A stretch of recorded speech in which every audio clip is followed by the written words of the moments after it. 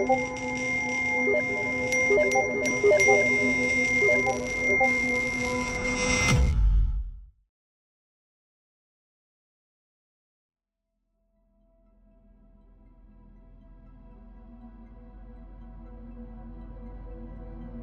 kind of seen it firsthand. Screen addiction can cause mental health challenges, depression, anxiety. We don't talk about it, it's not in the media, but it happens. At the same time, we want to protect kids.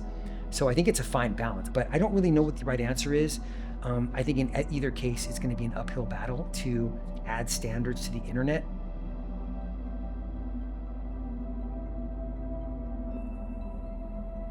Those aged 16 to 24 years old often spend up to 3 hours on social media every day. Every single day, the average person in the US checks their mobile device 159 times. Every single day, the average person in the US uses their mobile device for 2.5 hours.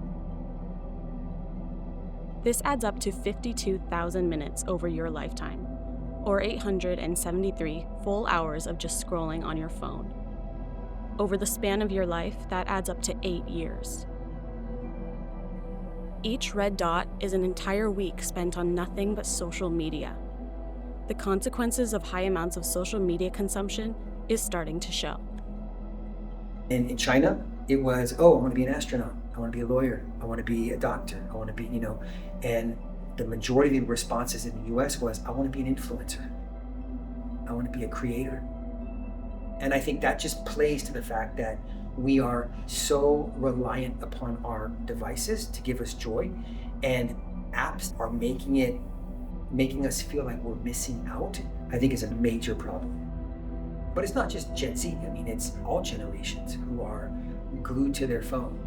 And I think, from the standpoint of being a dad, I can see the challenges it's caused with my girls growing up.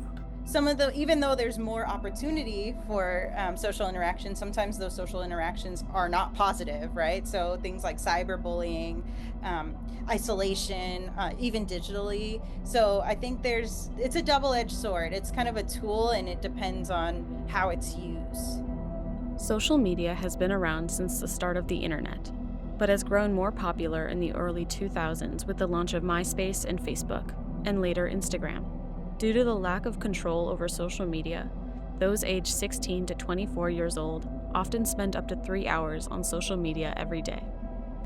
The earliest online communities were invented in 1976, when Ward Christensen and Randy Seuss invented the first computerized bulletin board system.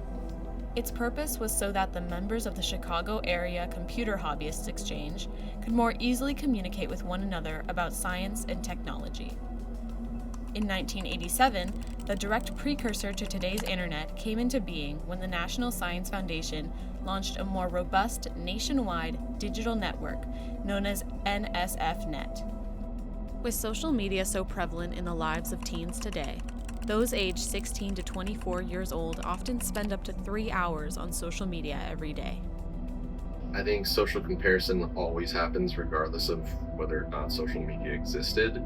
But now it is on a scale that is way, way, way more intense. Now the scope is you compare people who you don't even know exist. They could be AI, they could be bots that you don't even know. It's up to the adults in young people's lives to also evaluate, is my kid's personality and what they're experiencing right now, are they developmentally and emotionally ready for what they're using? Due to the ever-growing popularity of social media, apps like Instagram or TikTok will continue to be an influence in people's lives. It's up to us and the adults in our lives to be aware of the dangers of social media and monitor its exposure. Learn to scroll smarter and safer for better mental health. The next swipe is yours to decide.